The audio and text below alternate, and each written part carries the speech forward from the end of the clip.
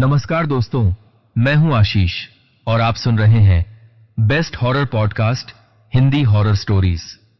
आज की कहानी है आत्मा का बदला। उम्मीद करता हूं कि आप सब बहुत अच्छे होंगे। मेरे बहादुर दर्शकों, थ्रिल और चिल्स के एक और रोंगटे खड़े कर देने वाले नए एपिसोड में आपका फिर से स्वागत है। भूत प्रेत, पिशाच और शैतानों की रोमांचक कहानियां आपको इस चैनल पर सुनने को मिलती हैं। अगर आपको ऐसी ही वीडियोस देखना पसंद है तो चैनल को सब्सक्राइब करके अभी हमसे जुड़ जाइए, क्योंकि हम हमेशा ऐसी यूनिक और सस्पेंस से भरी कहानियां लाते रहते हैं, तो कहीं वो आपसे मिस ना हो जाए। तो हेडफोन लगाएं और कमरे की लाइट्स बंद कर लें, क्योंकि डरावनी यात्रा शुरू होने वाली है। और हां, मैंने हाल ही में एक सस्पेंस और हॉरर से भरी कहानी रूहानी ताकतें एक्सप्लेन की है। अगर आपने इसे मिस कर दिया है तो उसका लिंक डिस्क्रिप्शन में है, जाकर जरूर देखें। तो आइए ज्यादा समय बर्बाद न करते हुए सुनते हैं आज की यह कहानी, जिसमें दिल को दहलाने वाला डर और सस्पेंस है, जिसका आपको बेसब्री से इंतजार है। दोस्तों, आज की कहानी में अंत तक बने रहना।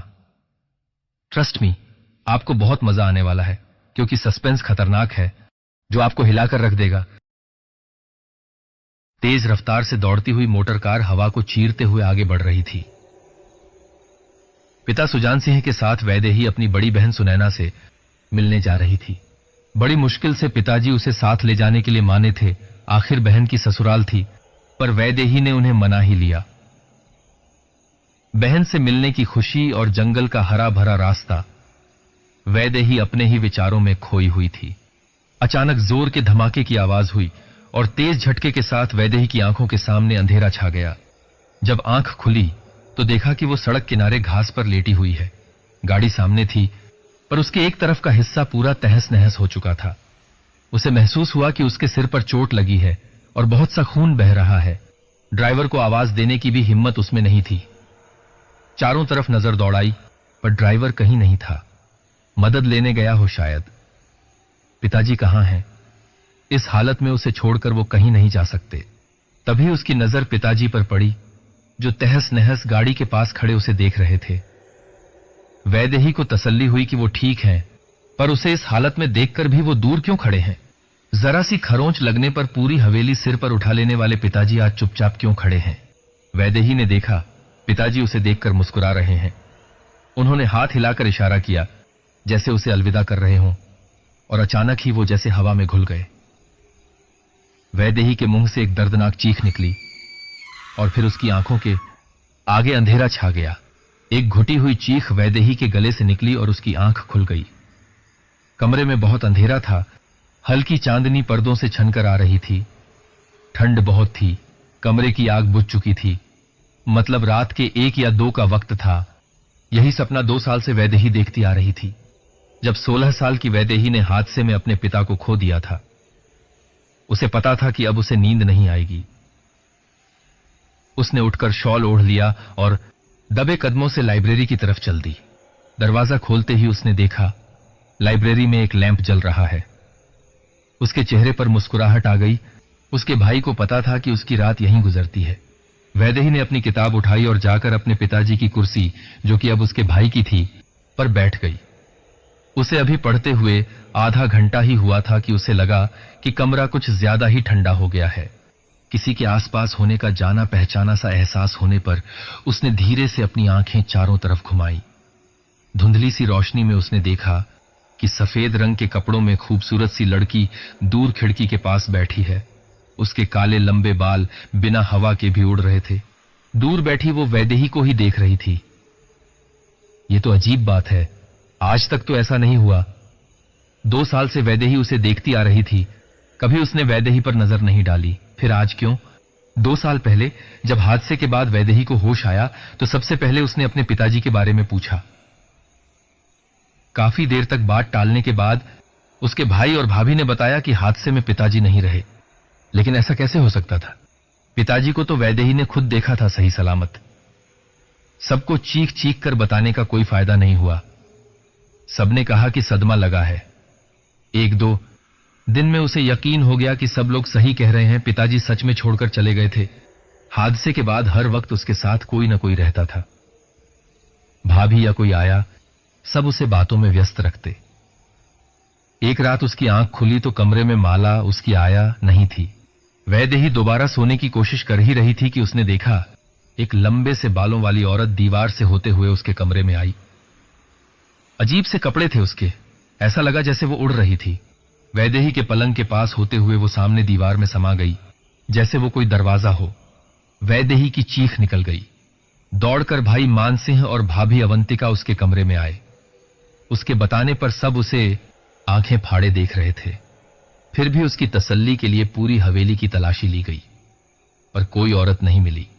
कुछ दिनों बाद हवेली के नौकरों में भी फुसफुसाहट शुरू हो गई कि छोटी मालकिन को दिमागी चोट आई है, उन्हें अजीब चीजें दिखती हैं। सब उसे अलग तरह से देखते।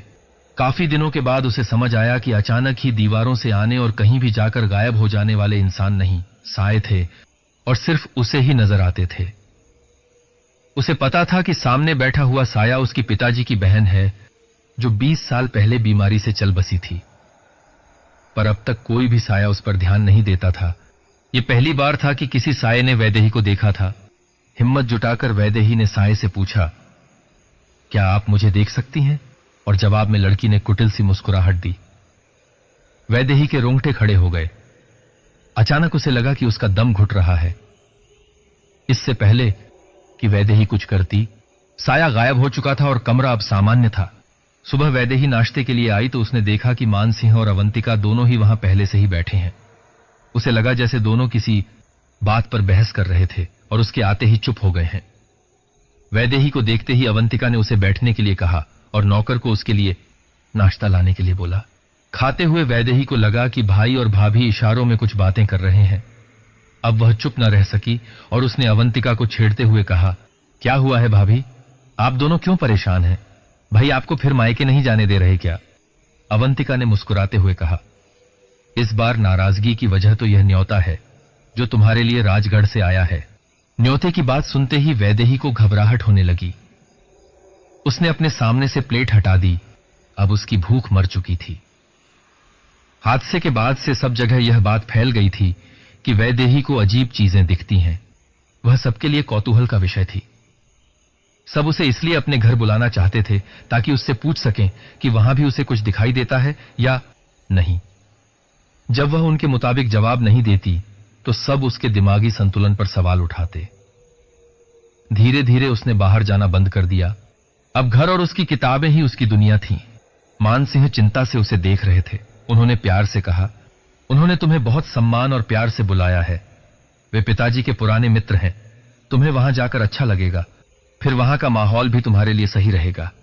खुले हरे भरे मैदान, दूर ऊंची पहाड़ियां और हवेली के पास बहती छोटी सी नदी। मुझे लगता है तुम्हें कुछ दिन के लिए वहां जाना चाहिए। मानसिंह इतनी उम्मीद से उसे देख रहे थे कि वह चाहकर भी मना न कर सकी। 4 दिन बाद वैदेही माला के साथ राजगढ़ के लिए निकल चुकी थी। राजगढ़ सुजान सिंह के मित्र माधो सिंह की रियासत थी। माधो सिंह सुजान सिंह के लिए भाई से भी बढ़कर थे। वीर सिंह उनके इकलौते बेटे थे जो विदेश से पढ़कर 5 साल पहले लौटे थे। धूमधाम से उन्होंने अपने बेटे की शादी की, लेकिन 1 साल बाद ही वीर सिंह की पत्नी ने आत्महत्या कर ली। बचपन से ही माधो सिंह वैदेही को बेटी की तरह मानते थे।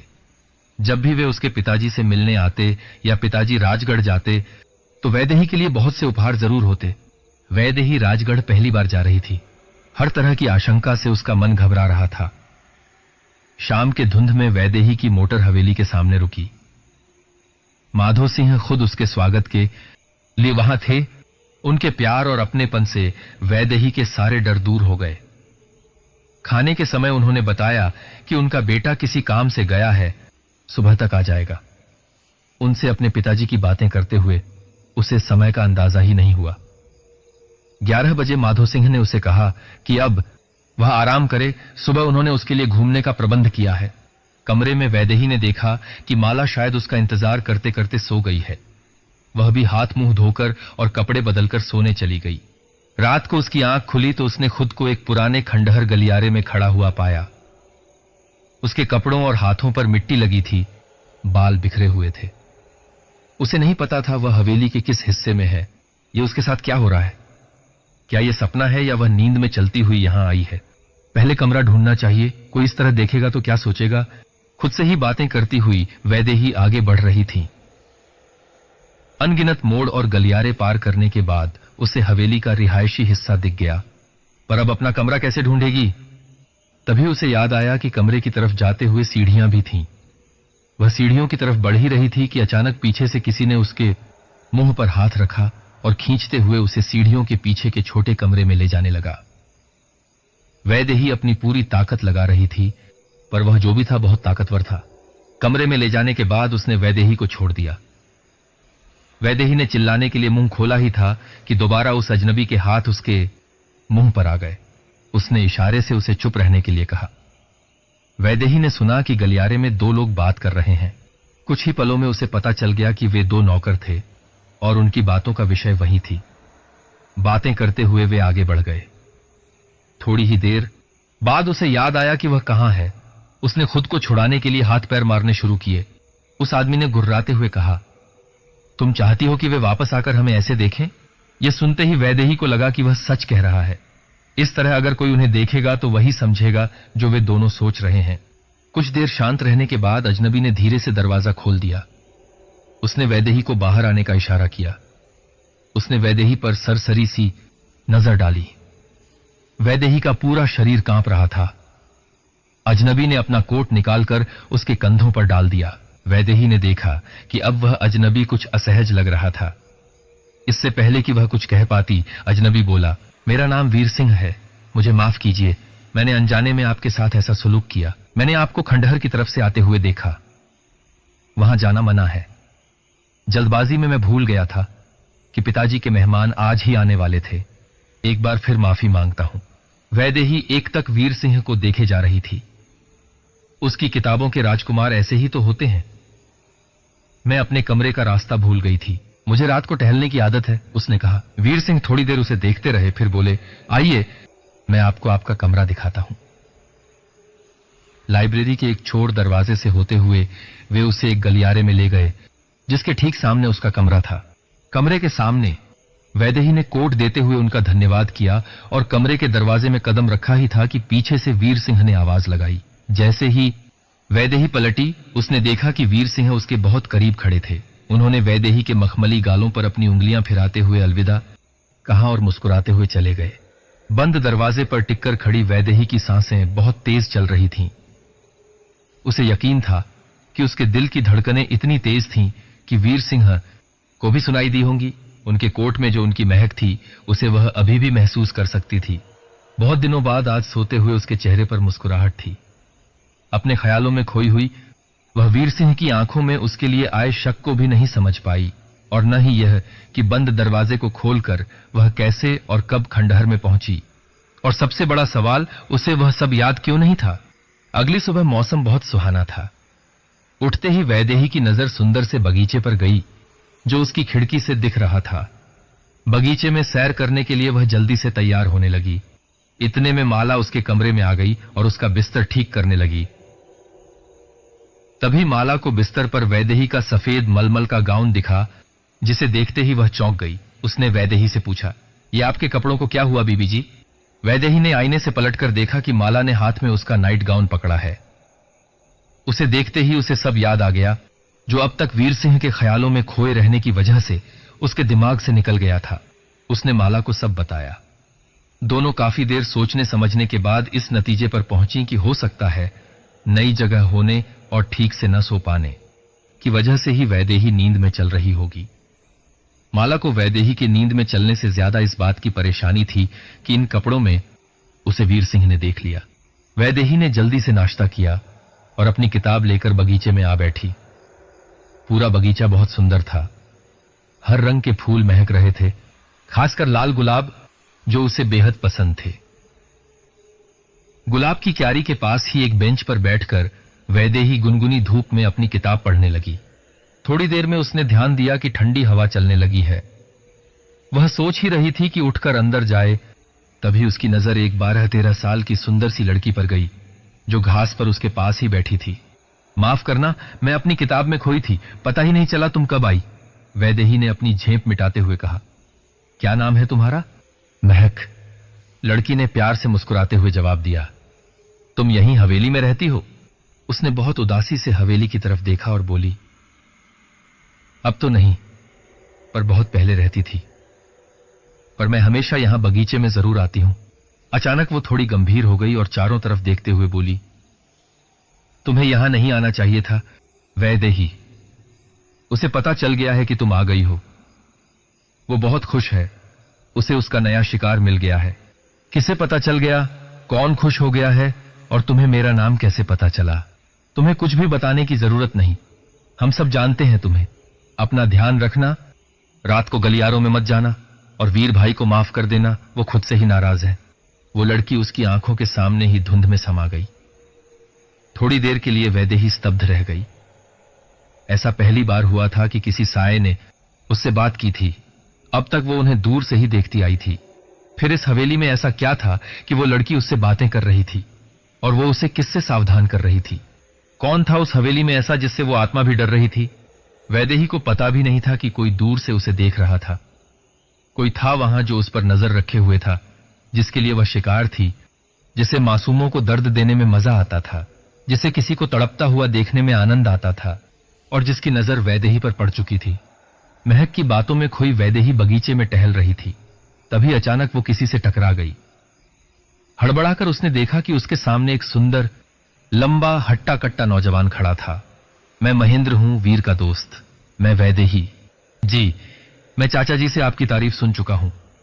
तो क्या पढ़ रही थी आप? ये मत कहिएगा आप भी और लड़कियों की तरह प्रेम कहानियों की शौकीन हैं। क्या बुराई है प्रेम कहानियों में? वैसे मैं कविता पढ़ रही थी, एमिली डिकिंसन। ओह! वैदेही की हंसी छूट गई। आप चौंक क्यों गए? नहीं, ऐसा नहीं है, आपकी गलती नहीं है। पिताजी के जाने के बाद खुद को व्यस्त रखने के लिए मैंने इंग्लिश सीखनी शुरू की, और कुछ था नहीं करने को, तो रात दिन की मेहनत से जल्दी ही परफेक्ट भी हो गई। अब आप कुछ अपने बारे में बताइए। मैं तो सिर्फ वीर का दोस्त हूं, साथ ही पले बड़े हैं। एक खूबी है मुझ में कि मैं दोस्त बहुत अच्छा हूं। मुझे भी एक दोस्त की यहां बहुत जरूरत है, वैदेही ने अपना हाथ आगे बढ़ाते हुए कहा। और मैं एक बहुत अच्छा दोस्त हूं। यह कहते हुए महेंद्र ने हाथ मिला लिया। आपने तो यहां काफी समय गुजारा है, आप किसी महक को जानते हैं? आपको यह नाम किसने बताया? महेंद्र के चेहरे से मुस्कान गायब हो चुकी थी। उसका चेहरा पीला पड़ गया था। अगर आपको कुछ जानना है तो ऊपर वाले गलियारे में जाइए, सब पता चल जाएगा। अब मुझे आज्ञा दीजिए, मुझे जाना होगा। यह कहकर महेंद्र तेजी से निकल गए।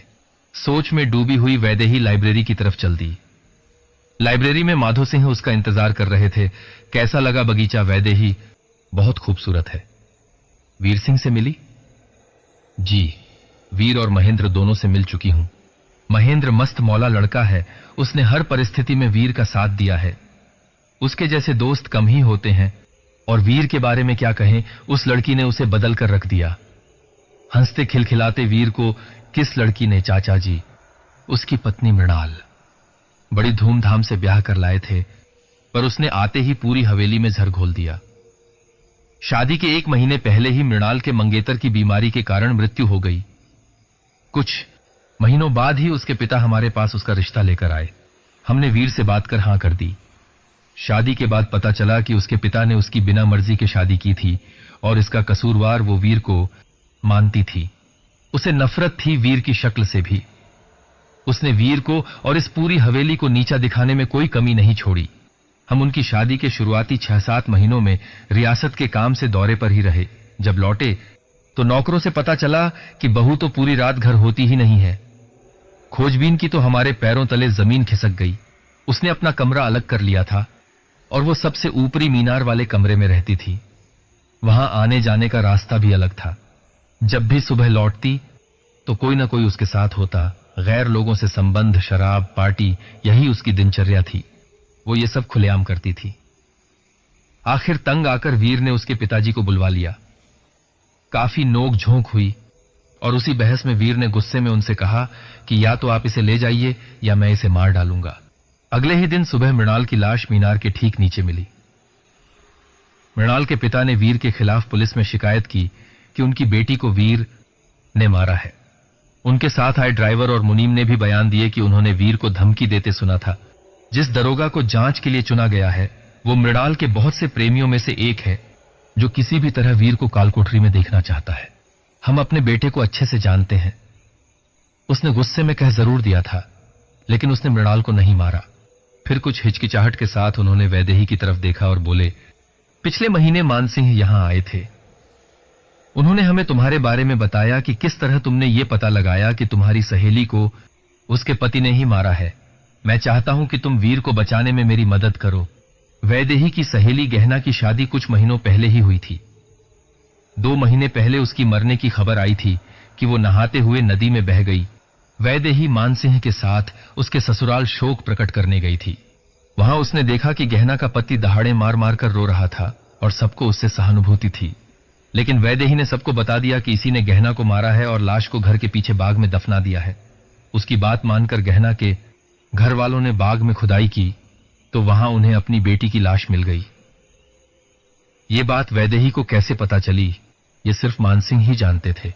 काफी देर सोच में डूबी रहने के बाद वैदेही हिचकिचाहट से बोली, ज्यादातर लोग मुझ पर विश्वास नहीं करते चाचा जी। मान भाई भी सिर्फ मेरा मन रखने के लिए ही चुप रहते हैं।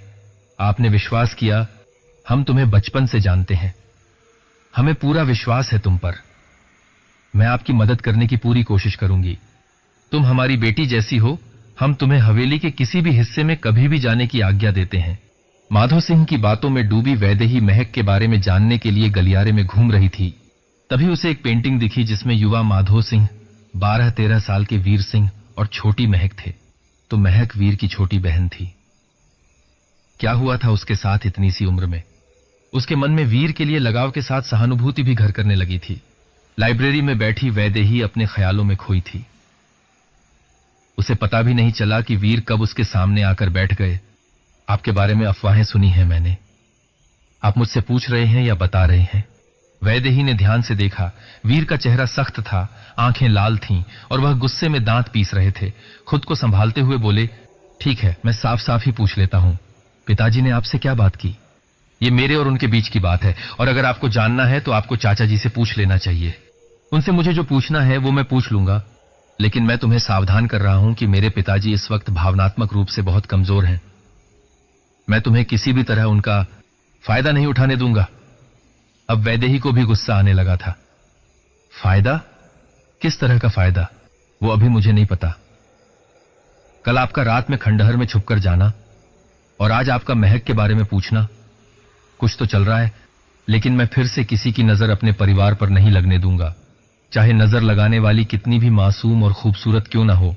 इस मासूम चेहरे और खूबसूरती ने पहले भी छल किए हैं। वीर ने आंखों में एक कुटिल भाव लाते हुए कहा, सुना है तुम आत्माओं से बात करती हो, उन्हें देख सकती हो, तो यहां किससे बात की?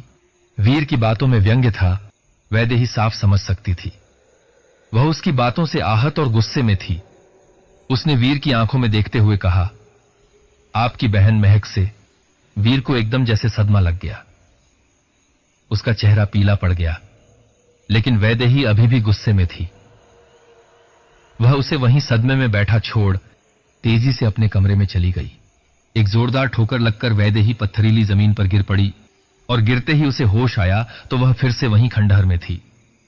उसकी हथेलियां छिल गई थीं, घुटने पर भी चोट थी, पर उसकी परेशानी ज्यादा बड़ी थी कि लगातार दूसरी रात वह वहां बिना अपनी मर्जी के कैसे पहुंच जाती है।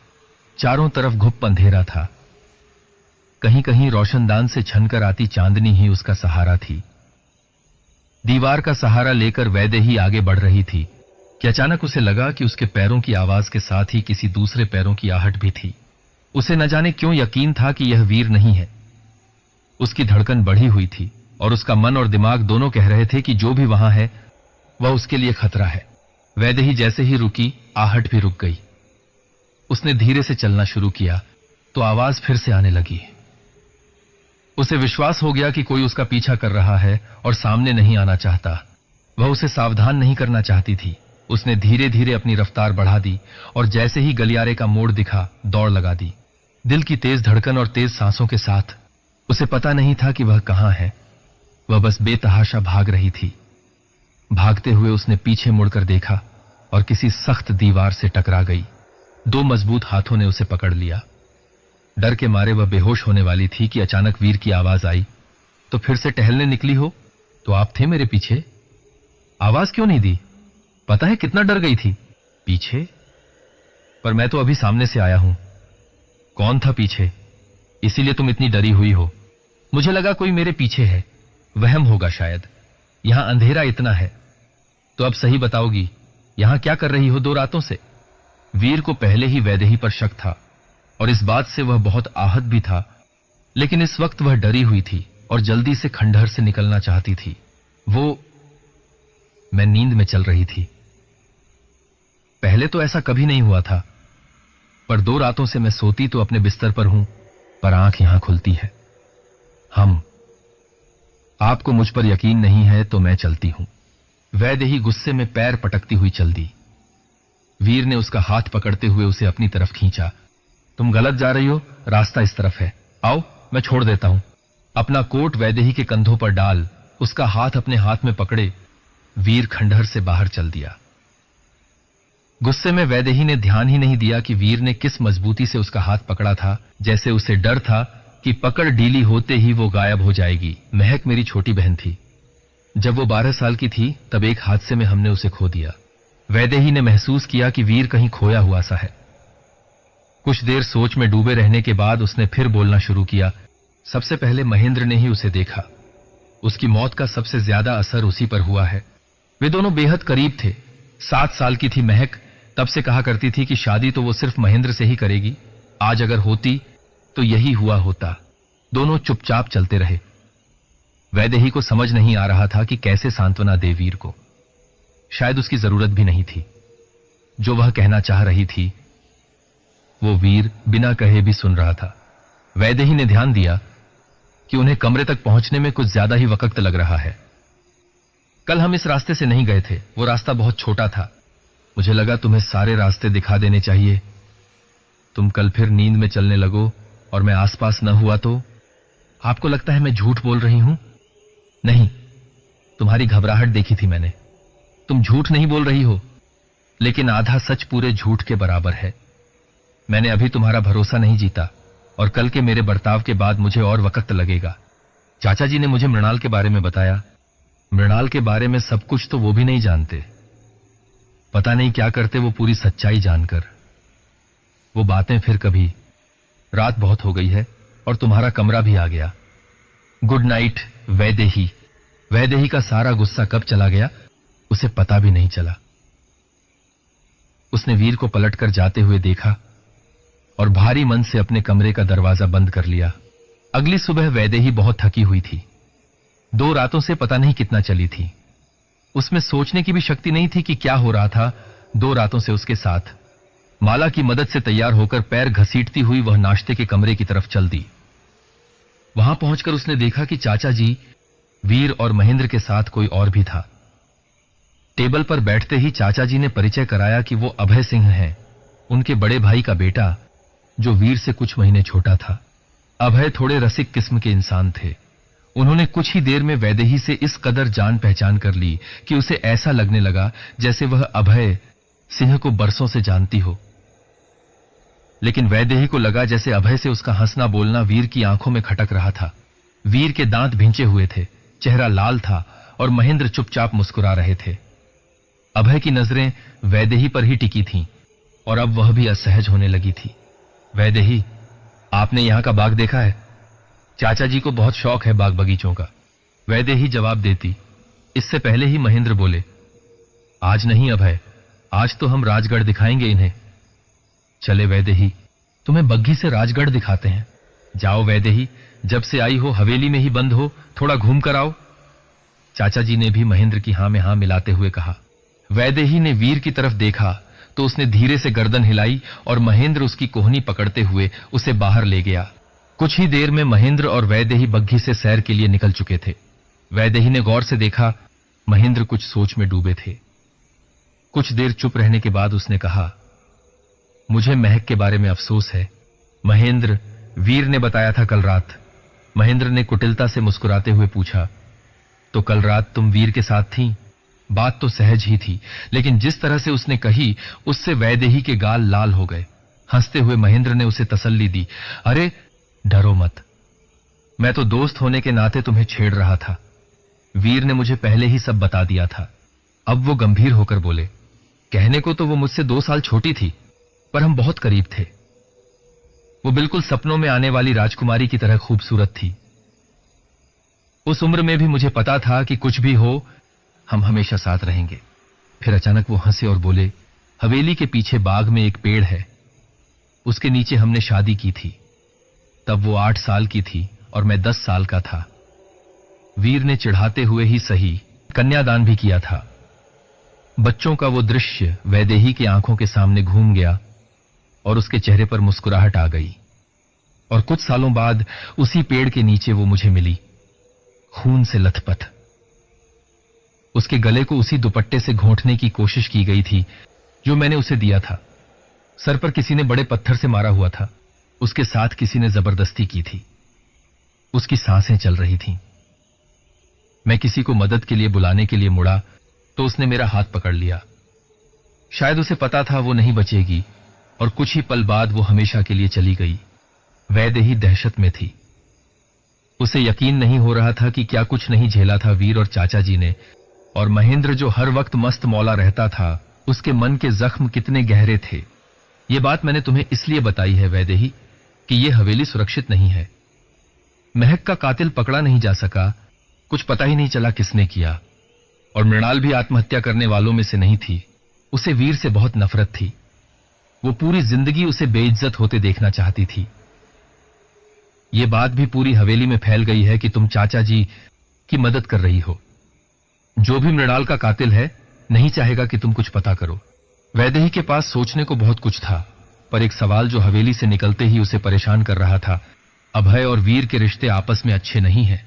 अभय वो जैसा दिखता है वैसा नहीं है, तुम्हें पता है। वो मृणाल के बहुत से प्रेमियों में से एक था। मृणाल की मौत में उसका भी हाथ हो सकता है। दोपहर तक महेंद्र और वैदेही हवेली लौट आए। कमरे में खाना खाकर थोड़ी देर आराम के बाद वैदेही माला के साथ बाग की तरफ चल दी। कुछ देर चलने के बाद माला थक कर बैठ गई। वैदेही ने उसे वापस जाने को कहा और आगे चल दी। काफी आगे जाकर उसने देखा बाग बहुत घना था। झाड़ियां भी बड़ी हुई थीं। वो हवेली से बहुत दूर आ गई थी। पेड़ों के बीच एक सुंदर सी झोपड़ी थी जो सुनसान दिख रही थी। उसके पास एक टीले पर बैठकर वैदेही सुस्ताने लगी। कुछ पल बाद उसने अपनी गर्दन घुमाई तो वहां महक खड़ी थी। इससे पहले वैदेही कुछ कहती, वो जल्दी से बोली, मैंने कहा था ना, कहीं अकेली मत जाना।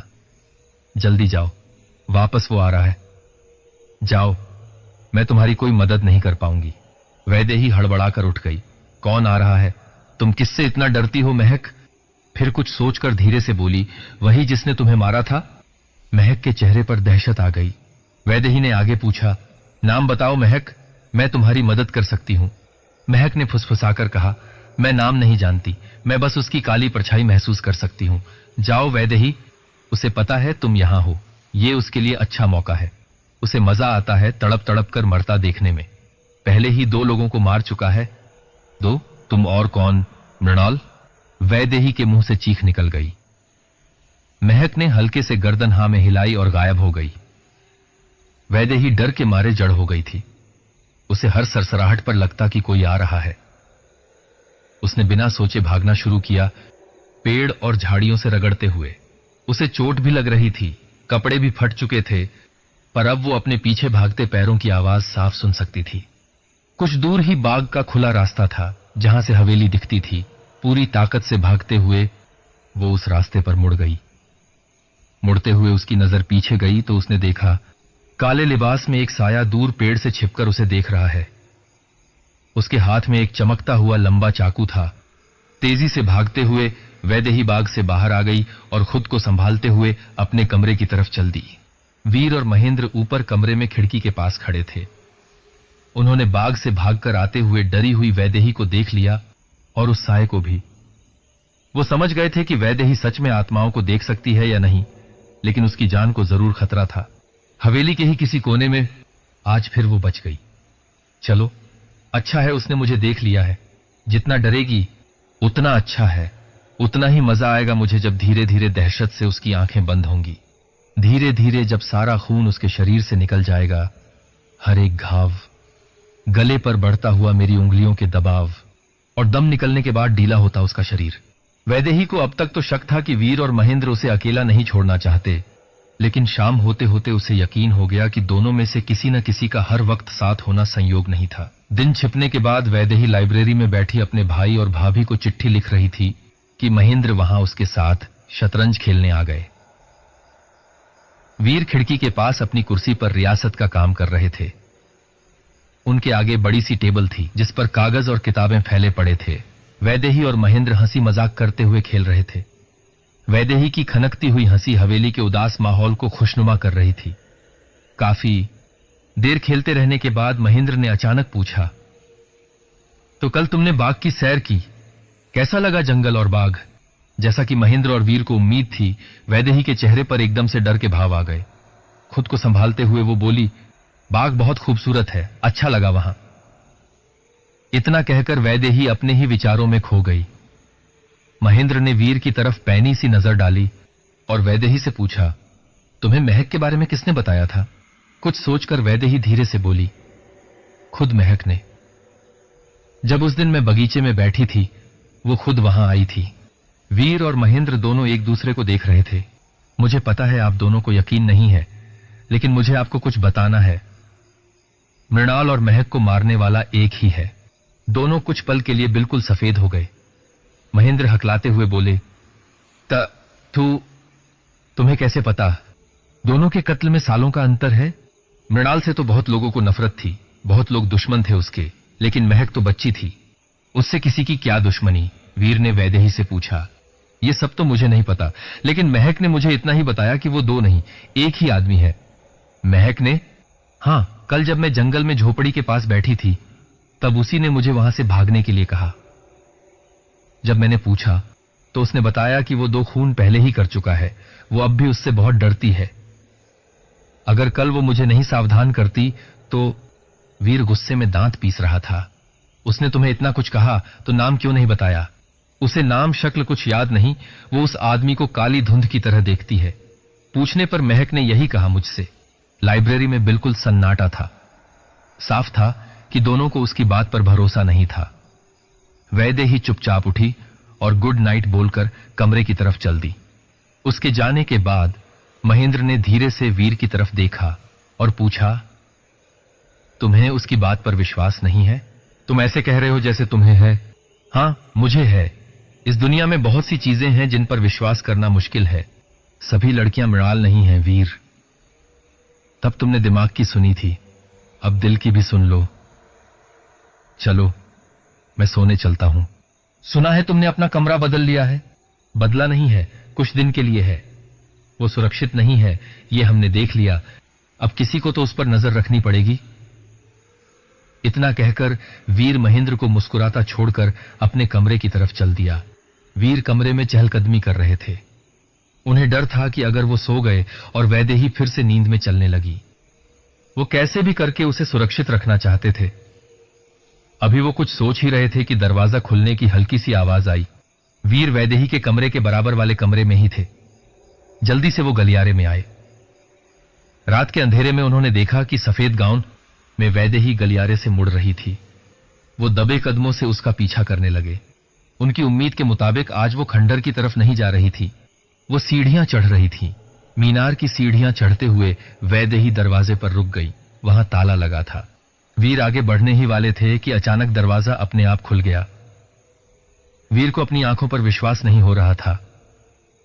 दरवाजा ऐसे आराम से खुल गया जैसे ताला लगा ही नहीं है। सालों से दरवाजा बंद था, कोई वहां नहीं जाता था। वैदेही मृणाल के कमरे में थी। वीर धीरे से कमरे में गए। उन्होंने देखा कि सारी खिड़कियां खुली थीं। वैदेही कमरे के बीच में खड़ी थी।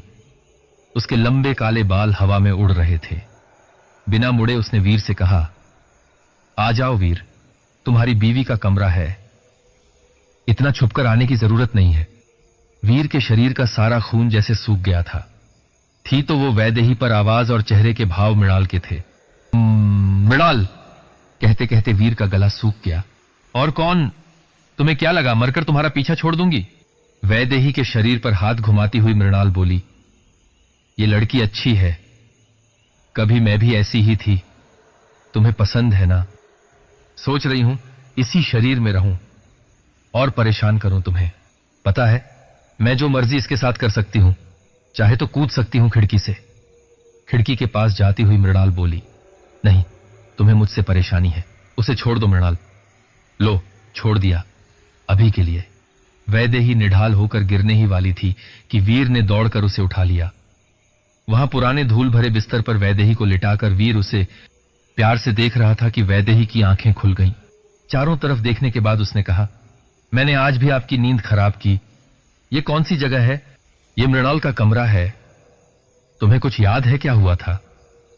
याद क्या करना है, मैं नींद में चल रही थी। हां, पर आज यहां मृणाल भी थी। क्या? हां, मरने के बाद भी चैन से नहीं रहने देगी। वीर को एक तक देखती हुई वैदेही ने पूछा, आपको तो इन सब बातों पर यकीन नहीं था ना? अब है। चलो, अब चलते हैं, वरना ठंड में बीमार हो जाओगी। वैदेही उठ पाती, उससे पहले ही वीर ने उसे बाहों में उठा लिया। अरे, मैं चल सकती हूं वीर, मैं बिल्कुल ठीक हूं। जानता हूं तुम ठीक हो, पर मैंने जो देखा है उससे मैं ठीक नहीं हूं। मैंने ऐसा क्या किया वीर? वैदेही ने धीरे से अपना चेहरा वीर के कंधे में छुपाते हुए पूछा। तुमने कुछ नहीं किया, वो मृणाल थी। तुम परेशान मत हो, बस इतना समझ लो, मुझे विश्वास है तुम पर। मृणाल? मुझे कुछ याद नहीं है। आज रात कुछ मत सोचो, कल बात करेंगे इस बारे में। लो, तुम्हारा कमरा आ गया। वीर, कमरे में माला होगी, मैं चली जाऊंगी। वो अगर ऐसे देखेगी तो 10 सवाल पूछेगी। अंदर जाकर वीर ने देखा, घबराई हुई माला इधर उधर घूम रही थी। कहां थी बीबी जी आप? क्या हुआ आपको? कुछ नहीं हुआ माला, वैदेही बिल्कुल ठीक है, बस आज रात को टहलने छत पर चली गई थी।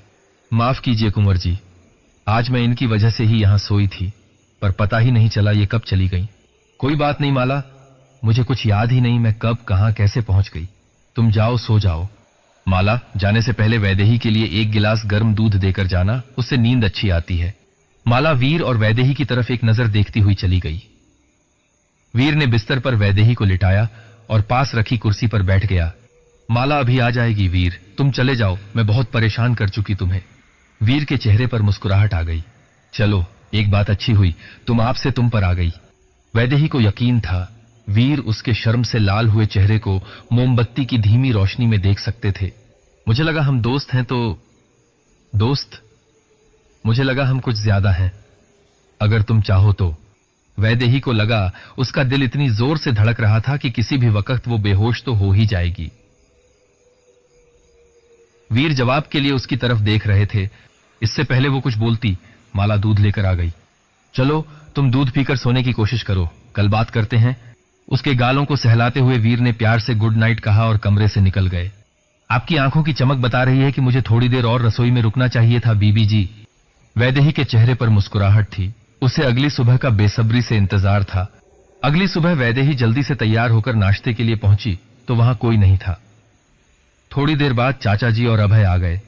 बातों बातों में चाचा जी ने बताया कि वीर रियासत के काम से गए हैं, शाम तक लौटेंगे। नाश्ता खत्म होने ही वाला था कि महेंद्र भी जल्दबाजी में वहां पहुंचे। माफ कीजिए, मुझे देर हो गई, सुबह घूमने जरा दूर तक चला गया था।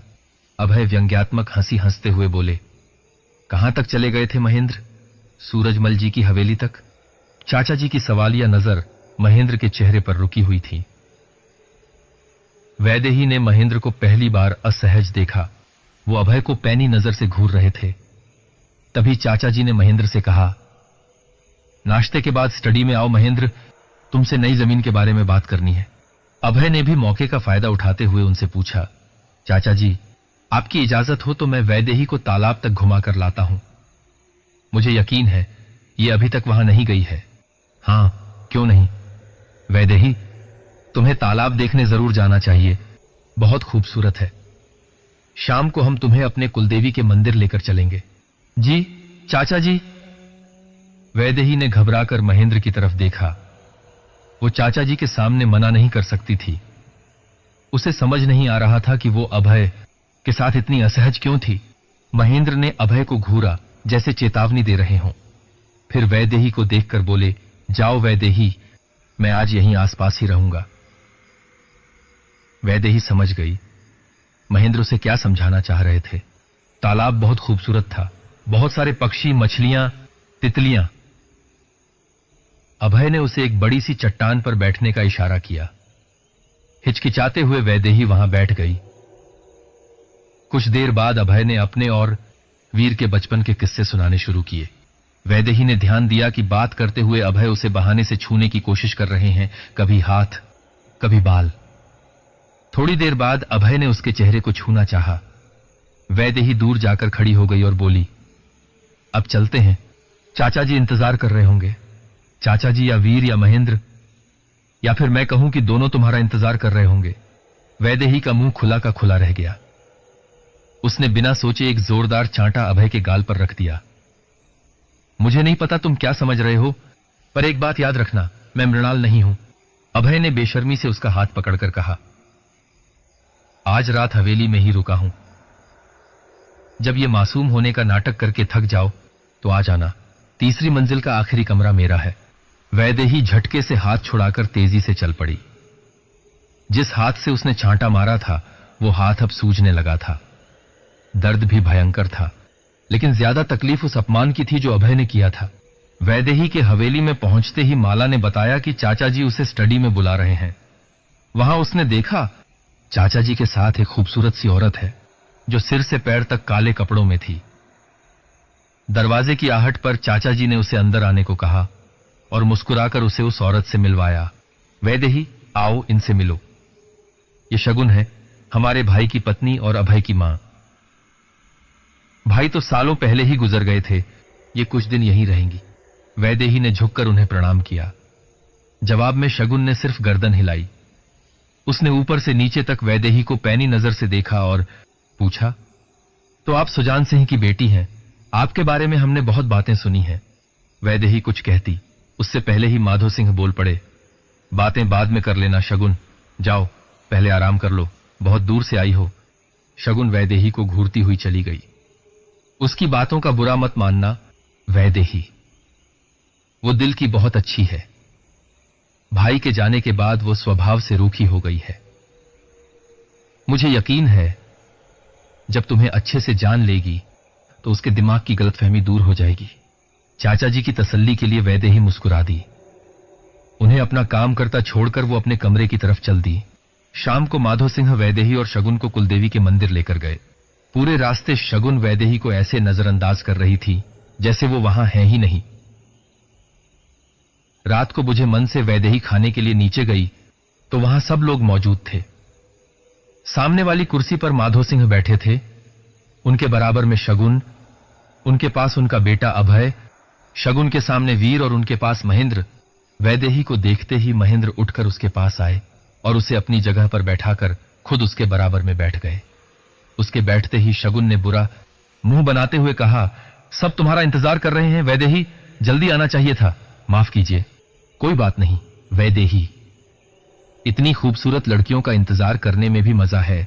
महेंद्र ने उसे मजाक में आंख मारते हुए कहा। वैदेही के चेहरे पर मुस्कान आ गई। उसकी नजर वीर पर गई तो वीर एक तक उसे ही देखे जा रहे थे। खाने के वक्त अभय बिल्कुल चुप था और शगुन उसकी तारीफों के पुल बांधे जा रही थी। बाद में वीर और महेंद्र ने वैदेही को बगीचे में टहलने के लिए साथ चलने के लिए कहा। तीनों हवेली के दरवाजे तक साथ आए, लेकिन महेंद्र माधो सिंह के साथ स्टडी में जाने का बहाना करके वहां से चले गए। वैदेही और वीर दोनों जानते थे वो उन्हें अकेले बात करने का मौका देना चाहते थे। मैंने तुमसे कल कुछ कहा था तो क्या सोचा तुमने? सोचने का वक्त ही नहीं मिला अभी तक, वैदेही ने शरारत से मुस्कुराते हुए कहा। वैदेही, मेरी जान निकली जा रही है और तुमने अभी तक मेरे बारे में सोचा भी नहीं। वीर उसकी तरफ बढ़ते हुए बोले। वैदेही धीरे धीरे अपने कदम पीछे हटा रही थी। वीर, कितना कुछ है मेरे पास सोचने के लिए। महेंद्र, अभय। वीर जानते थे वो मजाक कर रही है, लेकिन मजाक में भी वो वैदेही को किसी और के साथ सोच भी नहीं पा रहे थे। वैदेही पीछे हटते हुए एक पेड़ से टकरा गई। अब उसके पास जाने की कोई जगह नहीं थी। वीर धीरे से उसके पास आए। अगर तुम मुझसे पूछ रही हो तो मैं कहूंगा महेंद्र बहुत अच्छा है, उसके साथ तुम खुश रहोगी। अभय से दूर ही रहना तुम्हारे लिए बेहतर है, कहते हुए वीर वैदेही के पास आ गए। मैं मजाक कर रही थी। महेंद्र मेरे लिए मान भाई जैसे हैं और अभय मुझे बिल्कुल पसंद नहीं। सुबह की बात याद करके वैदेही गुस्से और घृणा से भर गई। क्या हुआ वैदेही, अभय ने तुमसे कुछ कहा है? वीर ने अपने गुस्से को छिपाते हुए पूछा। महेंद्र ने बताया, आज सुबह तुम उसके साथ तालाब गई थी। कुछ नहीं हुआ। तालाब मुझे मजबूरी में जाना पड़ा। उसने चाचा जी के सामने उस तरह से पूछा। मैं मना नहीं कर सकी। अब चलें, टहलने के लिए आए थे ना? चेहरे पर बड़ी सी मुस्कान लाते हुए वैदेही बोली। वैदेही आगे बढ़ गई। कुछ पल रुकने के बाद वीर भी उसके साथ चलने लगे। थोड़ी दूर चलने के बाद वीर ने वैदेही का हाथ पकड़ना चाहा, लेकिन जैसे ही उसने हाथ पकड़ा, वैदेही के मुंह से दर्द भरी आह निकली और उसने हाथ छुड़ा लिया। क्या हुआ वैदेही, तुम्हें चोट लगी है? दिखाओ मुझे। नहीं, ठीक है, चले, शगुन को फिर मौका मिल जाएगा मुझे डांटने का। हाथ दिखाओ वैदेही। वैदेही ने धीरे से अपना हाथ आगे कर दिया। ये तो सूज गया है। कैसे हुआ ये सब? ये तालाब पर हुआ ना? अगर अभय ने कुछ किया है तो मैं उसे छोड़ूंगा नहीं। वीर गुस्से में आग बबूला होते हुए बोले। नहीं, उसने कुछ नहीं किया, बस उसकी बात मुझे अच्छी नहीं लगी तो मैंने उसे बता दिया, चांटा मारकर, बस और कुछ नहीं। वैदेही देख सकती थी वीर बहुत गुस्से में थे। इससे पहले वो कुछ करते, वो धीरे से उनके पास गई और बोली, तुम मुझसे कुछ पूछ रहे थे? वीर ने कोई जवाब नहीं दिया। अगर तुम सुनना नहीं चाहते तो चलते हैं, कहते हुए वो पलटकर हवेली की तरफ चल दी। वीर ने धीरे से उसका दूसरा हाथ पकड़ लिया और अपनी बाहों में ले लिया। वैदेही धीरे से बोली, तुम मेरे लिए भी दोस्त से कुछ ज्यादा हो वीर, शायद बहुत ज्यादा। अगर तुम कहो तो मैं पिताजी से बात करूं? हम वैदेही ने सिर्फ गर्दन हिलाकर जवाब दिया। दोनों पूरी दुनिया से बेखबर होकर एक दूसरे में खोए थे। उन्हें पता नहीं था कि कोई और भी था वहां जो उनकी इस खुशी को पूरा नहीं होने देना चाहता था। रात को वीर मृणाल के कमरे के दरवाजे पर खड़े वैदेही को देख रहे थे, जो नाइट गाउन में कमरे के बीचों बीच खड़ी थी। कमरे में हद से ज्यादा ठंड थी। सारी खिड़कियां खुली थीं, जो कि वीर को अच्छे से याद है पिछली रात उसने खुद बंद की थी। वैदेही एक झटके से मुड़ी और वीर से मृणाल की भारी आवाज में बोली, वहां उस खिड़की के नीचे। वीर कुछ करते इससे पहले वो दौड़ती हुई वहां गई और पागलों की तरह सारे तकिए और कुर्सियां वहां से फेंकने लगी। खिड़की के नीचे बहुत देर तक देखने के बाद उसने एक पत्थर दबाया और पत्थर वहां से हट गया। उसके पीछे एक छोटी सी अलमारी थी जिसमें एक छोटी डायरी थी। वैदेही ने डायरी निकालकर वीर की तरफ बढ़ा दी और बेहोश होकर जमीन पर गिर पड़ी। वीर ने दौड़कर उसे उठाया और धूल भरे बिस्तर पर लिटा दिया। डायरी अपने कोट में रखने के बाद उन्होंने वैदेही को उठाने की कोशिश की। वैदेही, आंखें खोलो। वैदेही, वीर, वीर, हम फिर वहीं हैं। मुझे क्या हुआ है? वैदेही वीर के गले लगकर जोर से रोने लगी। वीर ने उसे बाहों में कसकर पकड़ लिया। श्श, वैदेही, सब ठीक हो जाएगा। क्या चाहती है मृणाल मुझसे? मुझे अब डर लगने लगा है। वो हमें इस डायरी तक पहुंचाना चाहती थी और तुम्हें चुनने का मकसद मुझे तकलीफ पहुंचाना था। कुछ सोचकर वीर धीरे से बोले, मुझे माफ कर दो वैदेही।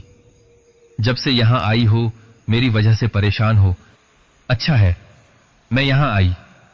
अगर नहीं आती तो तुमसे कैसे मिलती? वैदेही ने वीर की आंखों में देखते हुए कहा। अब चलें? किसी को पता चल गया कि हम दोनों ही अपने कमरों में नहीं हैं तो गड़बड़ हो जाएगी। इससे पहले वैदेही उठ पाती, वीर ने उसे गोद में उठा लिया। वीर, कोई देख लेगा तो क्या सोचेगा? हमें अलग होकर जाना चाहिए। कोई नहीं देखेगा, सब सोए होंगे। वीर वैदेही को लेकर जैसे ही गलियारे में पहुंचे तो वैदेही के कमरे के बाहर माधो सिंह, शगुन, महेंद्र, अभय और माला सब इकट्ठे थे। सबकी नजरें वीर पर आकर टिक गईं। वैदेही का खून सूख गया। वो सोच सकती थी सबको क्या लग रहा होगा। वो अपने नाइट गाउन में वीर की गोद में इतनी रात को कहां से आ रही थी। माला बहुत घबराई हुई थी। शगुन के चेहरे पर कुटिल मुस्कान थी। उसने माधो सिंह की तरफ मुड़कर कहा, आपने तो कहा था कि वैदेही का खानदान बहुत ऊंचा है। क्या ऐसी ही होती है ऊंचे खानदान की लड़कियां? वीर, क्या है ये सब? कहां थे तुम दोनों? ये बात सबके सामने क्यों पूछ रहे हैं चाचा जी? अकेले में पूछिए, कहां थे दोनों? अभय ने कुटिलता से तंज कसते हुए कहा। वीर गुस्से से अभय को घूर रहे थे। वैदेही शर्म से वीर के पीछे ही छिपी थी। उसे समझ नहीं आ रहा था क्या बताए। सबको कौन विश्वास करेगा उसकी बात पर? सोचकर ही उसकी आंखों में आंसू आ गए। वीर ने एक नजर वैदेही के चेहरे पर डाली और गुस्से में अभय के पास जाकर बोले, अब जो भी अगला शब्द तुम्हारे मुंह से निकलेगा वो सिर्फ माफी होगी इस हवेली की होने वाली मालकिन के लिए। कुछ पल लगा सबको ये बात समझने में। माधो सिंह की बूढ़ी आंखों में चमक आ गई। वीर उनकी तरफ झुककर बोले, मैं सुबह आपको बताने वाला था पिताजी, इस तरह आपको पता चले ये हम नहीं चाहते थे। तुमने हमारी आखिरी इच्छा पूरी कर दी बेटा, बस इतना काफी है हमारे लिए। महेंद्र, सुबह मानसिंह तक हमारा संदेश तुम लेकर जाओगे। जी चाचा जी, बहुत बहुत बधाई मेरे दोस्त, महेंद्र ने वीर के गले लगते हुए कहा। वैदेही बेटी, तुम माला के साथ कमरे में जाओ, सुबह बात करते हैं। वैदेही चुपचाप कमरे में चली गई। वो अभी भी सदमे में थी। भाई भाभी क्या कहेंगे? उसे यकीन था शगुन उनके सामने भी नीचा दिखाने से बाज नहीं आएगी। वीर और वैदेही की पूरी रात आंखों में ही कटी। दोनों को ही नींद नहीं आई। सुबह वैदेही तैयार हो ही रही थी कि उसके दरवाजे पर आवाज हुई। माला ने बताया कि वीर उससे बात करना चाहते हैं। वैदेही, पिताजी को इस तरह से पता चले ये मैं नहीं चाहता था। शगुन को फिर बात बनाने का मौका मिल गया। दोनों पहाड़ी ढलान पर एक पत्थर पर बैठे थे। वीर नहीं चाहते थे कि हवेली में कोई उन्हें बात करते सुने।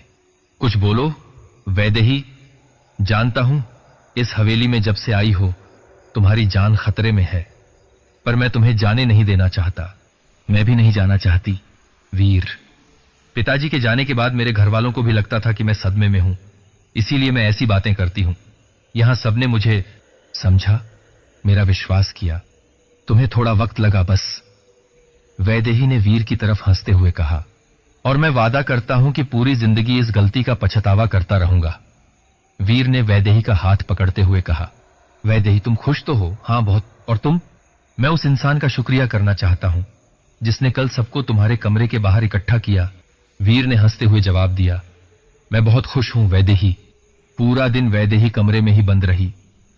वो माधो सिंह और शगुन का सामना नहीं करना चाह रही थी। रात का खाना भी उसने कमरे में ही खाया। अगली सुबह उसे पता था कि अब वो ज्यादा देर कमरे में नहीं रह सकती। तैयार होकर नाश्ते के लिए जैसे ही कमरे में पहुंची तो वहां सिर्फ वीर और महेंद्र ही थे। ये देखकर उसे तसल्ली हुई। उसे देखते ही महेंद्र ने हंसते हुए कहा, चलो अच्छा हुआ तुम खुद आ गई।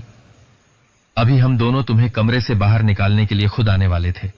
मुझे कुछ अच्छा महसूस नहीं हो रहा था और मैं शगुन और चाचा जी का सामना नहीं करना चाहती थी। तुम्हारी तसल्ली के लिए बता दूं कि शगुन भी कल से कमरे से बाहर नहीं आई।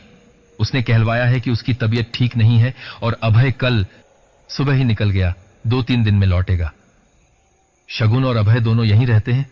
नहीं, शगुन पिताजी के सौतेले भाई की पत्नी थी। उनकी मौत के बाद शगुन अभय को लेकर अपने घर चली गई। अभय को यह बात कभी अच्छी नहीं लगी कि यहां की सारी रियासत मेरे नाम है। वो कई मौके पर यह बात बोल चुका है। तुम दोनों की शादी अभय और शगुन को आसानी से हजम नहीं होने वाली। महेंद्र ने वीर की आंखों में देखते हुए कहा। इससे पहले वैदेही कुछ कहती, नौकर ने आकर बताया कि मानसिंह और अवंतिका आए हैं। वैदेही को बहुत घबराहट हो रही थी। पता नहीं भाई क्या कहेंगे, कैसे सामना करेगी उनका अगर किसी ने रात वाली बात उनको बता दी। वीर जैसे उसकी मन की बात समझ गए, उसका हाथ पकड़कर बोले, दोनों मिलकर सामना करेंगे। हम अब चले। वैदेही को यकीन नहीं हो रहा था सब कुछ इतना अच्छे से हो गया।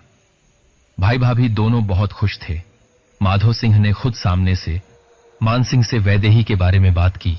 वीर और वैदेही को स्टडी में बुलाया गया। मानसिंह ने वीर को कसकर गले लगा लिया और वैदेही का हाथ उनके हाथ में देते हुए बोले, ये मेरे लिए बहन नहीं बेटी जैसी है, इसका ध्यान रखना। वीर, इसे यहां भेजते हुए कहीं ना कहीं मेरे मन में यही बात थी। आज तुमने मेरी ये इच्छा पूरी कर दी। अगले दिन कुलदेवी के मंदिर में छोटे से पारिवारिक समारोह में वीर और वैदेही की मांगनी हो गई। 20 दिन बाद शादी का मुहूर्त था। आज शाम को ही वैदेही मानसिंह और अवंतिका के साथ घर वापस जाने वाली थी। उसके जाने की सारी तैयारियां हो गई थीं। ये 20 दिन काटने वीर और वैदेही दोनों के लिए बहुत मुश्किल थे। दोनों आने वाले खतरे से अनजान अपनी ही रंगीन दुनिया में थे। वो खतरा जिसे दोनों की शादी से बहुत परेशानी थी, साथ ही खुशी भी कि अब उसका शिकार हमेशा के लिए उसके पास आने वाला है। उसकी बेचैनी बढ़ती ही जा रही थी। उसने खुद को तसल्ली दी कि कुछ ही दिनों की बात है, फिर वो यहीं आ जाएगी। एक तीर से दो निशाने, वैदेही और वीर। उसके हाथ में सफेद रेशमी रिब्बन था जो वैदेही का था, उसे मृणाल के कमरे से मिला था। सफेद गाउन में आखिरी सांसें लेती वैदेही और गले पर कसता ये सफेद रिब्बन, सोचकर ही उसके शरीर में खुशी की सिहरन दौड़ गई। वीर धूमधाम से वैदेही को दुल्हन बनाकर हवेली में ले आए। माधो सिंह का तो खुशी का ठिकाना ही नहीं था। वीर और वैदेही ने उन्हें जीने का बहाना दे दिया था। दोनों की शादी के बाद उन्होंने सारी रियासत वीर को संभालने के लिए दे दी। शगुन शादी के अगले ही दिन वापस लौट गई। अभय का आना जाना जारी था। वो अभी भी वैदेही को असहज करता था। वो उसे नजरअंदाज करने की पूरी कोशिश करती, बस एक बात थी जो उसे अंदर ही अंदर खा रही थी।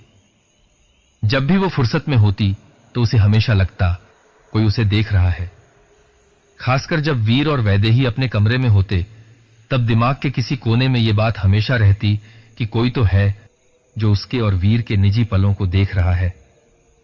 उसने वीर से ये बात बतानी चाहिए, लेकिन वीर ने नया घर और नया कमरा कहकर बात टाल दी।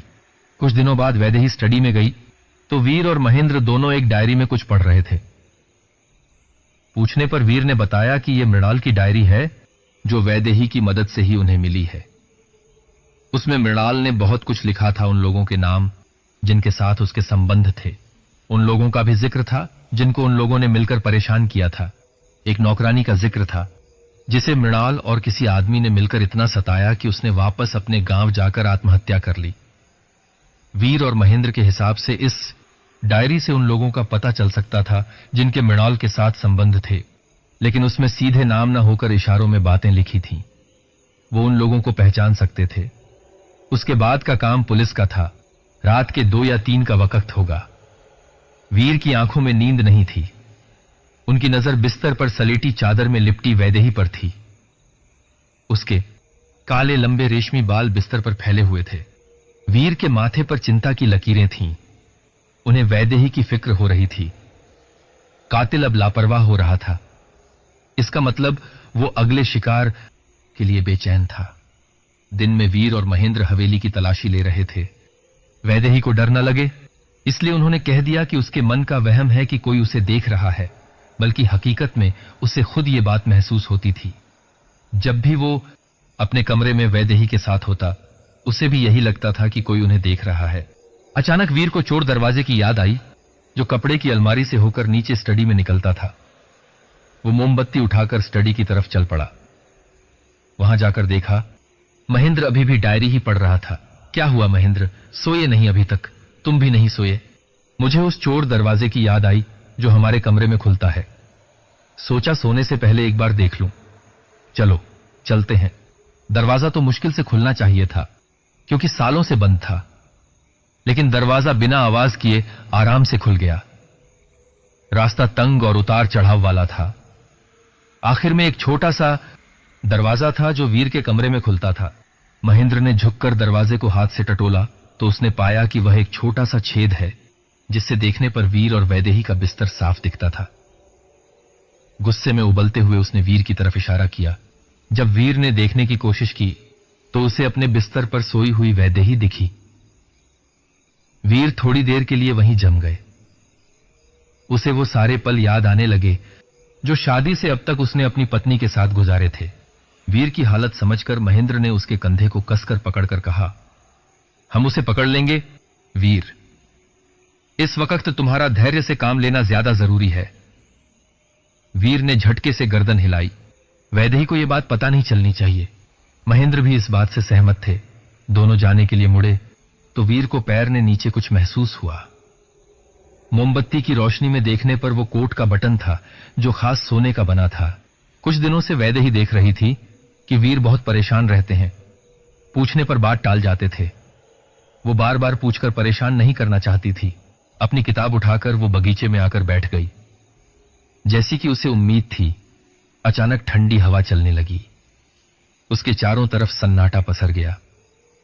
उसने गर्दन घुमाई तो वहीं उसके बराबर में महक बैठी थी।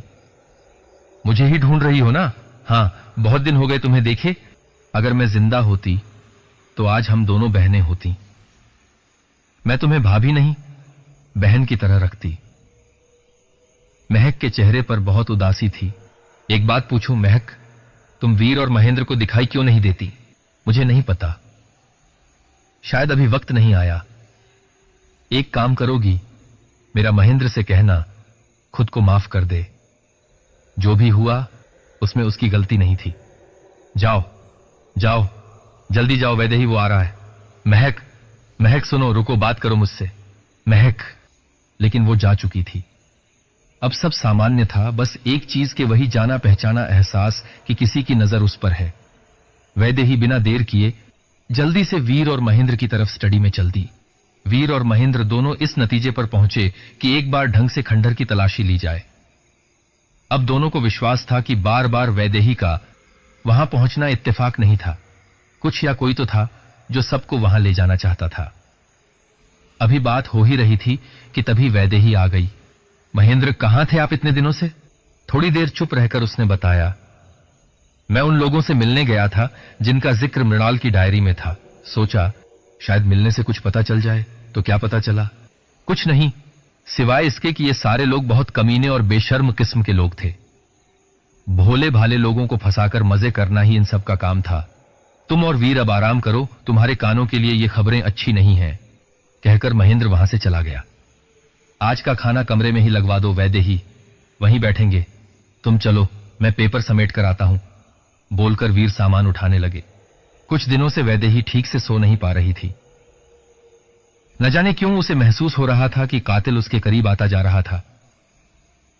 उसका मन बहलाने के लिए वीर ने सुबह के वक्त खुली बग्घी में घूमने जाने का इंतजाम किया। अगले दिन वीर और वैदेही सुबह जल्दी ही निकल गए। ठंडी हवा, दूर दिखते हरे भरे पहाड़, पतली सी मिट्टी की सड़क के दोनों तरफ घने पेड़ और चिड़ियों का सुबह सुबह चहकना, माहौल बहुत खुशनुमा था। दोनों एक दूसरे से हंसी ठिठोली करते हुए आगे बढ़ रहे थे। बग्घी वीर ही चला रहे थे, वैदेही उनके बराबर में बैठी थी। रफ्तार तेज थी। अचानक जोर से झटका खाकर बग्घी का एक पहिया टूट गया। घोड़े आवाज से डरकर बेकाबू होकर बेतहाशा दौड़ने लगे। ज्यादा सोचने का वक्त नहीं था। वीर ने कसकर वैदेही को पकड़ा और एक झाड़ी में छलांग लगा दी। झाड़ी की वजह से किसी को चोट नहीं आई। कुछ दूर जाकर घोड़े भी शांत होकर रुक गए। वैदेही को संभालने के बाद वीर ने बग्घी के पास जाकर देखा तो उसका शक सही निकला। टूटे हुए पहिए पर आरी चलाने के निशान साफ थे। वैदेही भी उसके पास आ गई। उसने चौंक कर पूछा, यह अपने आप नहीं टूटा है? किसी ने जानबूझकर काट दिया है?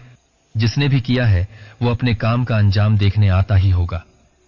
अगर इस वक्त मैं अकेला होता तो उसका स्वागत अपने तरीके से करता, लेकिन मैं तुम्हें खतरे में नहीं डालना चाहता। चलो, आगे एक कच्चा रास्ता है जो आगे जाकर हवेली के बाग में मिलता है। वीर वैदेही का हाथ पकड़कर जंगल के रास्ते पर चल पड़े। काफी देर चलने के बाद वैदेही को जाना पहचाना बाग दिखाई दिया। वीर वैदेही की तरफ मुड़कर बोले, इस बाग में फिर अकेले मत आना वैदेही, वो पेड़ है वहां। वहीं पर महेंद्र को महक उस हालात में मिली थी। वैदेही चुप थी। वह अभी भी सदमे में थी। उसे अपनी नहीं वीर की चिंता हो रही थी, पर वह अपनी घबराहट दिखाकर वीर को और परेशान नहीं करना चाहती थी। वीर वैदेही को हवेली में छोड़कर अस्तबल में पूछताछ के लिए चले गए। वैदेही वहां अकेली बैठी थी कि तभी वहां पर महेंद्र आ गए।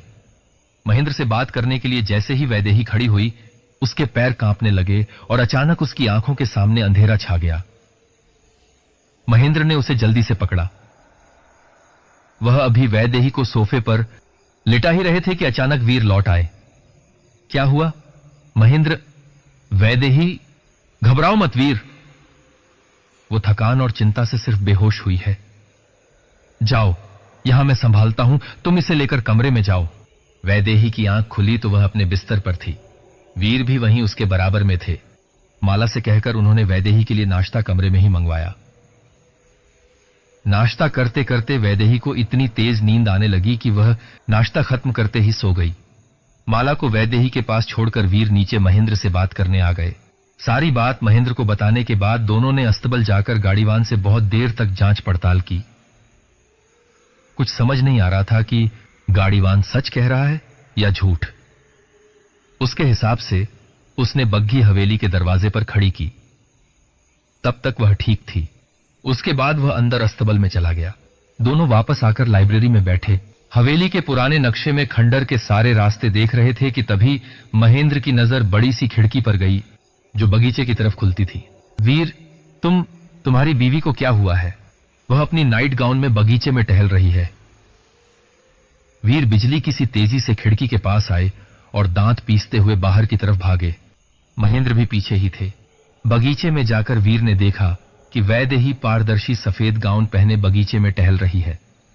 वैदेही के बाल खुले हुए थे। महेंद्र को देखकर वैदेही के चेहरे पर एक कुटिल मुस्कान आ गई। वह महेंद्र के पास आकर बोली, कैसे हो महेंद्र? बहुत दिनों बाद दिखाई दिए। आज भी वीर के पीछे ही घूमते हो? और कहते कहते उसने महेंद्र के चेहरे पर उंगलियां घुमानी शुरू कर दी।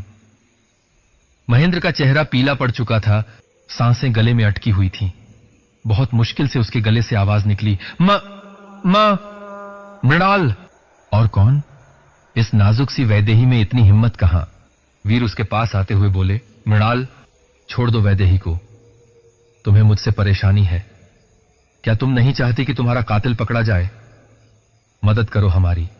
ऐसे कैसे मदद कर दूं? कैसे तुम्हारी वह बात मान लूं जिससे तुम्हें चैन आ जाए? तुम मुझसे बदला लेने के लिए अपने कातिल की मदद करोगी? मृणाल ने वीर की बात पर बिल्कुल ध्यान नहीं दिया। वह वैदेही के शरीर पर हाथ फिराते हुए बोली, तुम्हें पता है वीर, तुम्हारे दोस्त महेंद्र को भटकाने की मैंने कितनी कोशिश की, लेकिन वह तुम्हारा वफादार दोस्त है। सोचती हूं अब इसी शरीर में रह जाऊं, पर नहीं, मुझे बच्चे कभी पसंद नहीं थे। क्या कहना चाहती हो? वीर, जो ये बात सुनकर बेचैन हो उठा था। ओह, तुम्हारी बीवी का राज मैंने तुम्हें बता दिया। लो, संभालो अब इसे। और हां, खंडर में जरूर जाना। आज रात ही। वैदेही बेहोश होकर नीचे गिरती, इससे पहले ही महेंद्र और वीर ने आकर उसे पकड़ लिया। वैदेही को होश आया तो उसने देखा वीर उसके बिस्तर के पास कुर्सी पर बैठे उसी की तरफ देख रहे हैं। उनके माथे पर चिंता की लकीरें साफ देखी जा सकती थीं। वैदेही की खुली आंखें देखकर वह फौरन उसके पास आए और घबराकर पूछने लगे, तुम कैसी हो वैदेही? तुम्हें कैसा महसूस हो रहा है? सर भारी लग रहा है, चक्कर आ रहा है। वीर, क्या हुआ है? आप इतने घबराए हुए क्यों हैं? मैं तो आराम से अपने बिस्तर पर सोई थी। आपने ही तो कहा था सोने के लिए। नाश्ते के बाद मैं तो अपने बिस्तर से हिली भी नहीं। कहीं फिर से मृणाल तो नहीं? वैदेही ने घबराकर पूछा। उसकी घबराहट देख वीर ने खुद को संभाला और शांति से उसे पूरी बात बताई। तुमने तो थोड़ी देर के लिए बेचारे महेंद्र की धड़कन ही रोक दी थी। पूरी जिंदगी वो आज का दिन नहीं भूलेगा। वीर ने माहौल हल्का करने के लिए कहा। वैदेही को लगा अब जाने कैसे सामना करेगी महेंद्र का, पर शायद महेंद्र समझेंगे कि वह मैं नहीं, मृणाल थी। वैदेही, मैं और महेंद्र खंडहर में जाकर आते हैं। मैं तुम्हारे दरवाजे के बाहर एक नौकर को बैठा देता हूं। तुम यही आराम करो। तुम इस कमरे से बाहर नहीं जाओगी। वापस आकर बात करते हैं। कहकर वीर तेजी से कमरे से निकल गए। वैदेही को वीर का इस तरह से उसे कमरे में बंद करना बिल्कुल अच्छा नहीं लगा।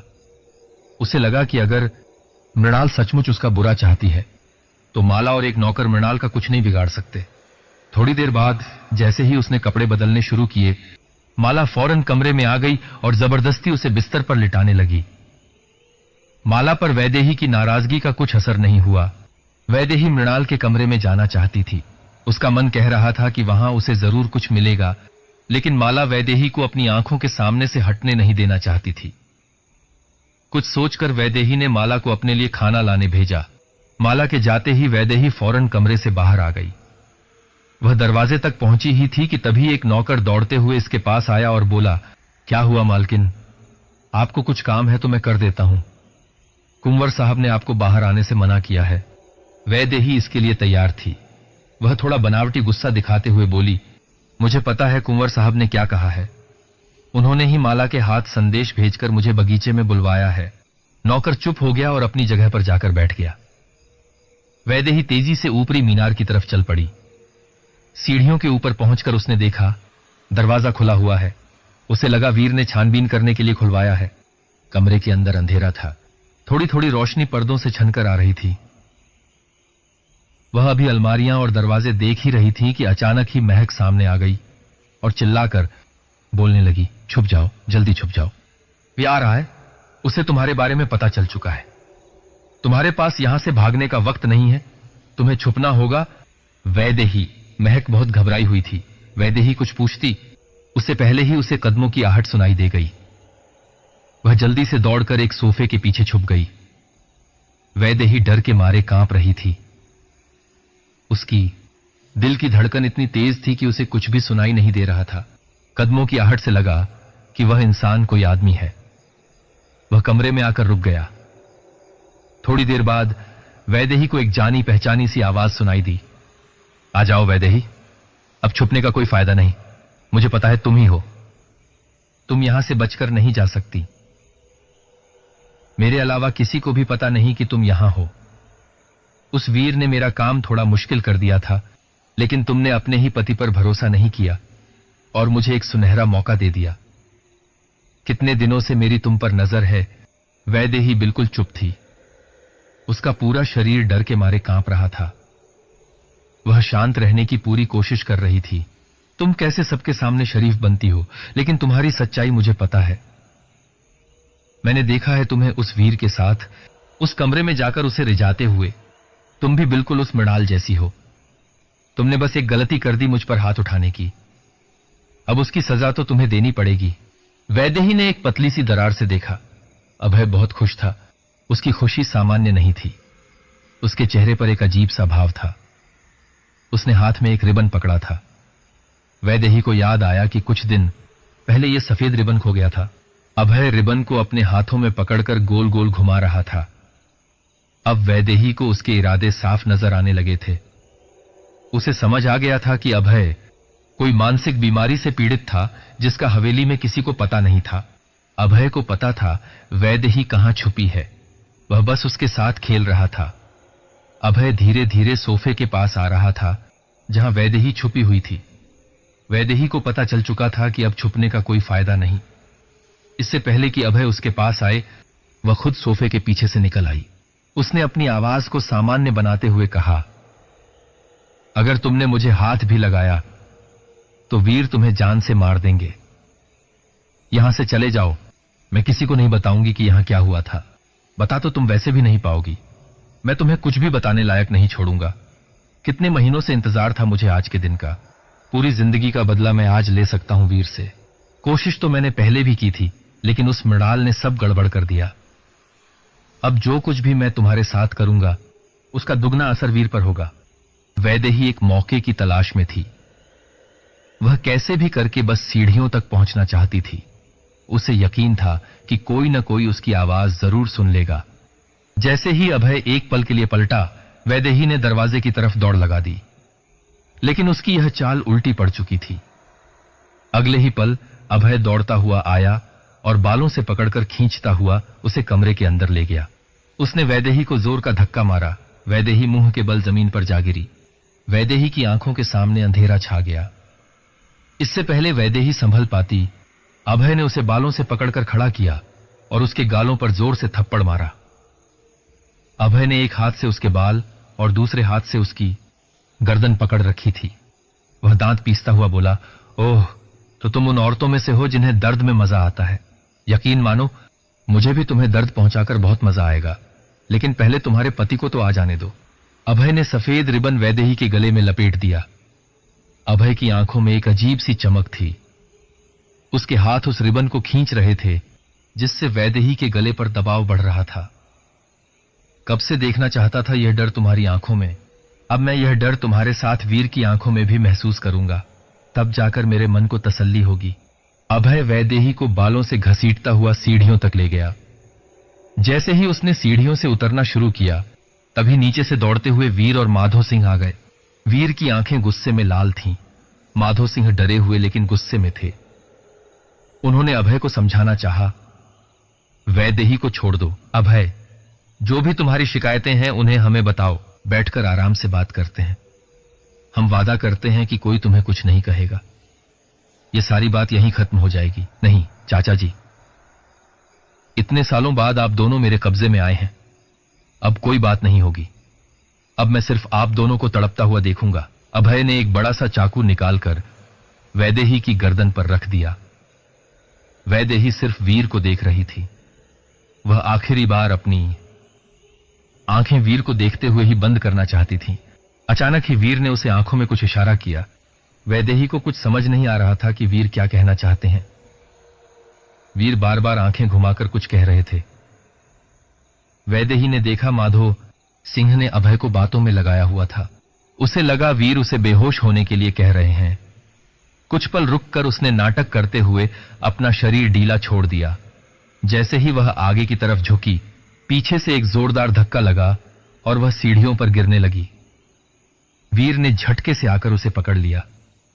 गोली चलने की जोरदार आवाज हुई और अभय लुढ़कते हुए नीचे आ पड़ा। जब वैदेही ने पीछे मुड़कर देखा तो सीढ़ियों पर महेंद्र खड़े थे। वीर वैदेही को अपनी बाहों में उठाकर कमरे में ले गए। उन्होंने महेंद्र से कहा कि वह पिताजी को उनके कमरे में ले जाएं और उनके साथ ही रहें। वैदेही अपने बिस्तर पर लेटी थी। उसे पछतावा हो रहा था कि उसने वीर की बात नहीं मानी। वीर, मुझे माफ कर दीजिए। आपके मना करने के बाद भी मैं कमरे से बाहर गई। मुझे आपकी बात माननी चाहिए थी।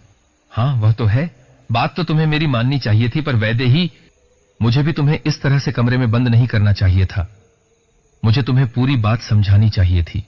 आपको कैसे पता चला मैं ऊपर हूं? मुझे लगा किसी को पता नहीं है। उसी नौकर ने बताया जिससे तुमने झूठ बोला था कि मैंने तुम्हें बुलाया है।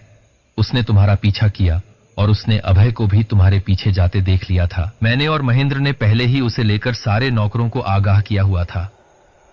हमें शक था कि वह तुम्हें परेशान कर रहा है। उसे देखकर आज मुझे लगा वह दिमागी रूप से बीमार है। वीर, मुझे लगता है कि महक और मृणाल को उसी ने मारा है। बहुत ही गंभीर आवाज में वीर ने उसे बताया, नहीं, उसने नहीं मारा। महक के साथ जबरदस्ती करने के बाद उसने महक को मारने की कोशिश की।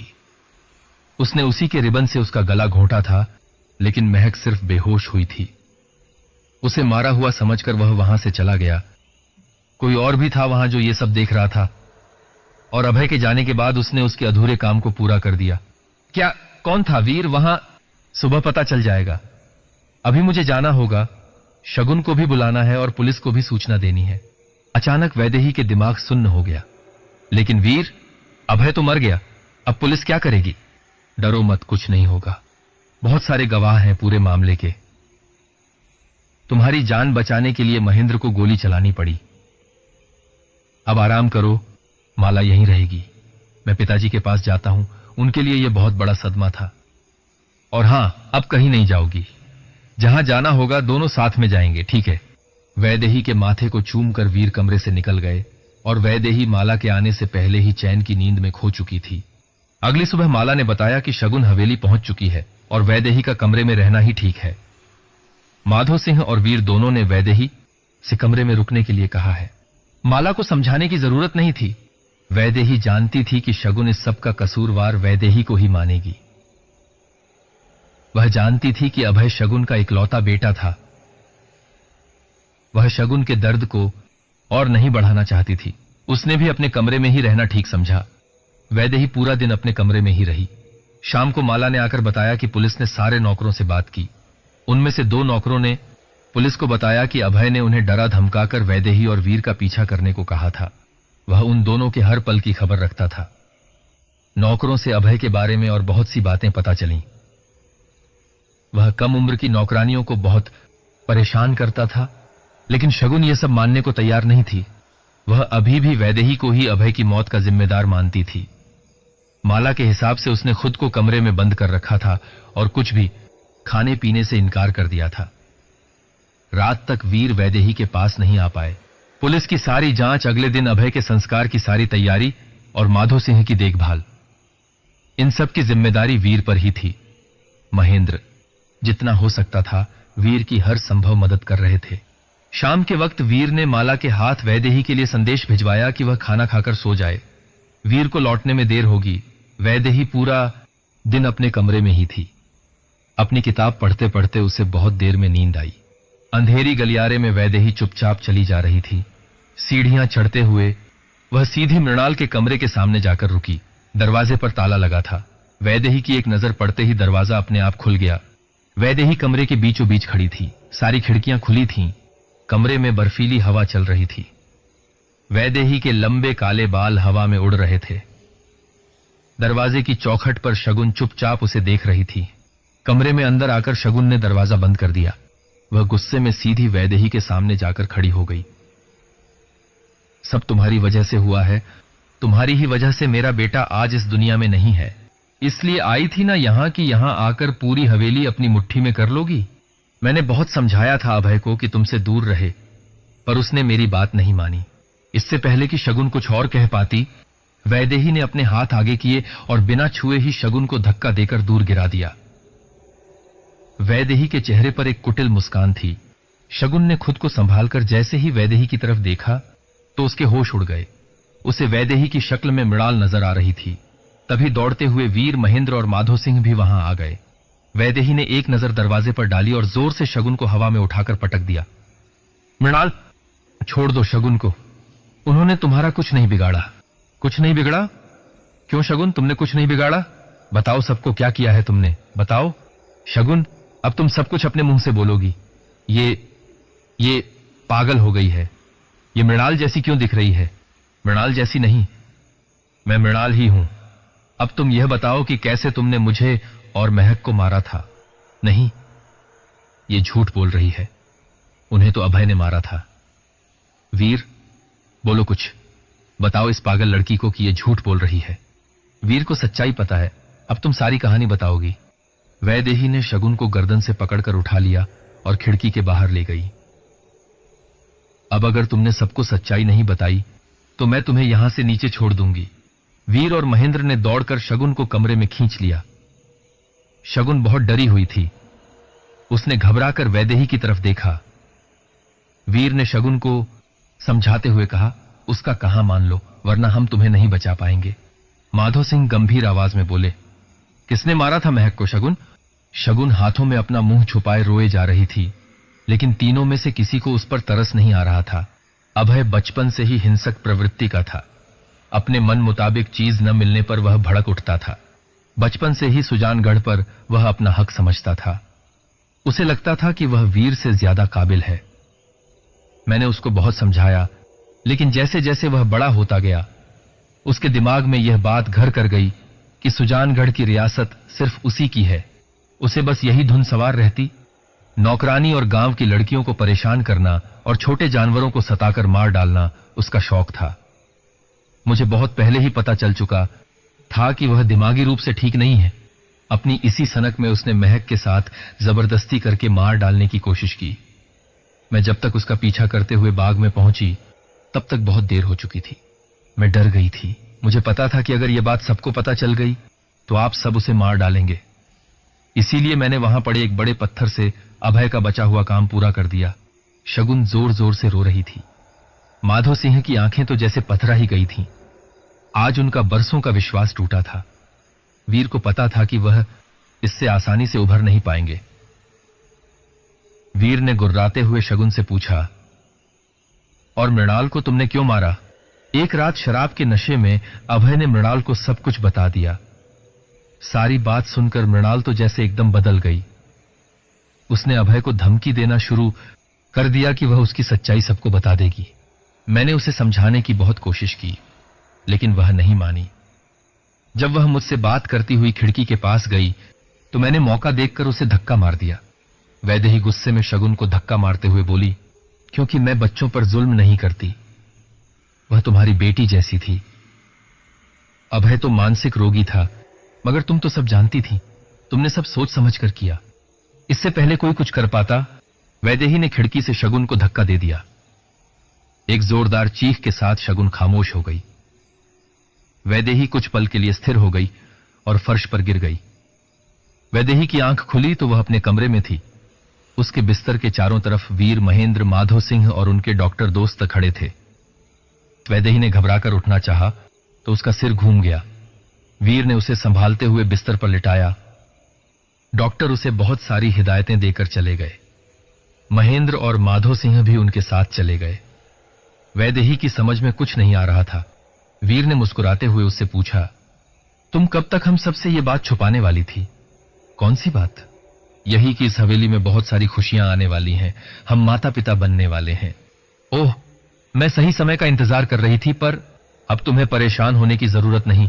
सब ठीक है। याद है मैं और महेंद्र खंडहर की तलाशी लेने गए थे, क्योंकि तुम वहां रोज रात को नींद में पहुंच जाती थी। महेंद्र को शुरू से लगता था कि वहां तुम्हारा पहुंचना इत्तेफाक नहीं था। खंडहर की तलाशी के दौरान हमें एक पुरानी पोटली मिली, और जब वह पोटली हमने खोलकर देखी तो उसमें महक का खून सना दुपट्टा और काले रंग की एक पोशाक थी जिस पर खून लगा था। काला रंग हवेली में सिर्फ एक ही औरत पहनती है, और वह है शगुन। वह शगुन ही थी जिसने महक को मारा था। अभय को बचाने के लिए उसने दो दो खून किए, महक और मृणाल। लेकिन आज मृणाल ने अपना बदला ले ही लिया। मृणाल ने बदला कैसे, वो सब बाद में। अभी तुम्हें आराम की जरूरत है। पिताजी सदमे में हैं। उनके दो करीबी लोगों ने उनकी बेटी को बेरहमी से मार डाला, और इतने सालों तक उन्हें तड़पता हुआ देखते रहे। मैं कुछ वक्त उनके साथ बिताकर आता हूं। वीर के जाने के बाद वैदेही चैन की नींद सो गई। बहुत दिनों के बाद सोते हुए उसके चेहरे पर मुस्कुराहट थी। वीर के कदम अपने आप ही मीनार से होते हुए मृणाल के कमरे में जाकर रुक गए। खिड़कियां सारी बंद थीं। कमरा वैसा ही था जैसा रात सब छोड़कर गए थे। वीर कमरे के बीचों बीच आंख बंद कर खड़े थे। उन्हें समझ नहीं आ रहा था कि वह यहां क्यों है। तभी सारी खिड़कियां बंद होने के बाद भी उन्हें एक ठंडी हवा का झोंका महसूस हुआ, और उनके रोंगटे खड़े हो गए। वीर ने एकदम चकराकर आंखें खोलीं तो देखा कि उनके सामने एक धुंधला सा साया था। बिना सोचे समझे वीर के मुंह से निकला महक। उनके मुंह से महक शब्द निकलते ही उन्हें वह ठंडी हवा फिर से महसूस हुई। वीर की आंखों में आंसू आ गए। उन्होंने खुद पर काबू रखते हुए कहा, मुझे माफ कर दो महक, मैं तुम्हारा बड़ा भाई होते हुए भी तुम्हारा ध्यान नहीं रख सका। और कहकर वीर फफक कर रो पड़े। ठंडी हवा का झोंका फिर से एक बार आया, और उसने वीर को चारों तरफ से घेर लिया, जैसे गले लगा रहा हो। वीर समझ गए कि महक उन्हें अलविदा कह रही है। मीनार से लौटते हुए वीर का मन बहुत हल्का था, और वह चेहरे पर मुस्कुराहट लिए माधो सिंह जी के कमरे की तरफ बढ़ गए। 2 साल बाद वैदेही बगीचे की बेंच पर बैठी गुनगुनी धूप में किताब पढ़ रही थी। पास में ही वीर 1.5 साल की छोटी सी अनन्या के साथ खेल रहे थे। हवेली में 2 साल से सुख शांति थी। अनन्या की किलकारियां और वैदेही की खनकती हुई हंसी हर वक्त गूंजती। माधो सिंह अब रियासत वीर को सौंपकर ज्यादातर तीर्थ पर ही रहते थे, और महेंद्र भी अब अपने पिताजी की जायदाद संभालने लगे थे। फिर कभी महक और मृणाल वैदेही को नजर नहीं आईं। एक तरह से वह खुश थी कि मृणाल अब उसकी जिंदगी में नहीं है, लेकिन महक को वह हमेशा याद करती। पर उसे पूरा यकीन था कि वह अपने आगे के सफर के लिए जा चुकी थी। तो दोस्तों, ये कहानी यहीं पर समाप्त होती है। आप सबने चैनल को इतना प्यार दिया, इसके लिए आपका आभार। इस कहानी पर आपकी प्रतिक्रिया जरूर दें और बताएं किसका रोल आपको बहुत अच्छा लगा। ऐसी ही कहानियां लेकर मैं आपको जल्द मिलूंगा। तो दोस्तों, मुझे जरूर फॉलो कर दीजिए ताकि अगली कहानियों का आपको पता चले। आप सबका दिल से धन्यवाद। जल्द मिलूंगा नई कहानी के साथ।